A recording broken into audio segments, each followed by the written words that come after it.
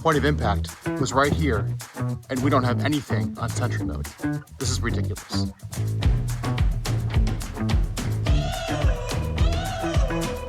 Welcome back to another EV John Adventures YouTube video.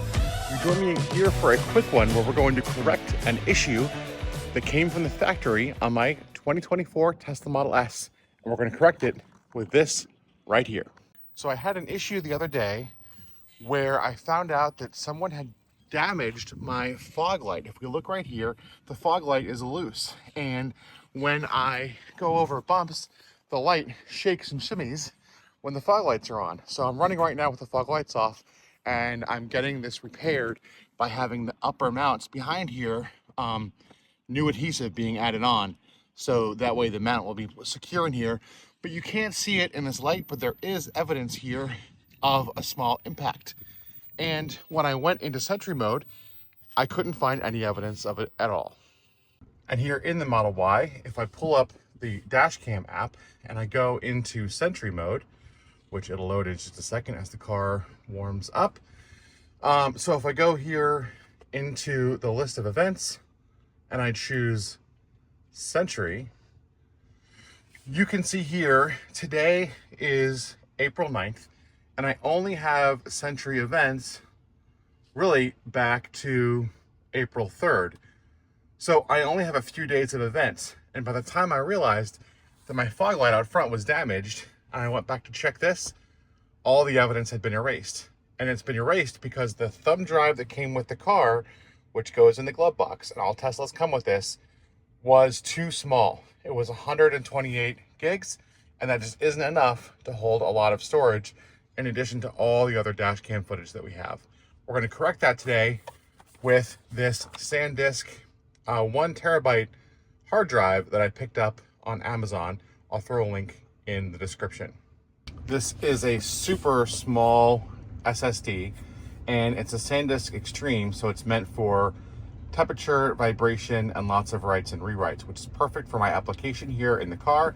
And it came with a USB-C cable on both ends and a USB-C to USB-A adapter, which I'll use in the glove compartment.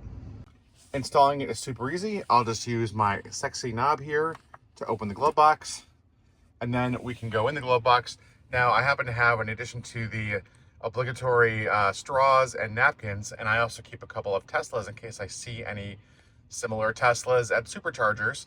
But I have a USB hub here that has a thumb drive in it for light shows and sounds, and I also have the thumb drive that came with the Tesla in the USB 3 slot. So what we're going to do is we're just going to unplug this one, and we'll just make note of the blue side going out, and we'll just get the new one and we'll plug that in. Okay, we have our USB-C SSD 1 terabyte plugged into the USB-A adapter, plugged into my USB-C hub, or my USB hub for the car. And you'll note that I've unplugged the other USB drive that I had, because you can only have one drive inserted to format it. So now that we have this plugged in, we can just literally tuck it in the back of the drive, or the back of the glove box, put our miscellaneous napkins and things up top, and close it. And now over here, what I've done is I've gone into the main menu of the car, and I've gone into the safety menu, and right here we can see Sentry, and there should be a format USB option, which we see right here as we scroll down a bit.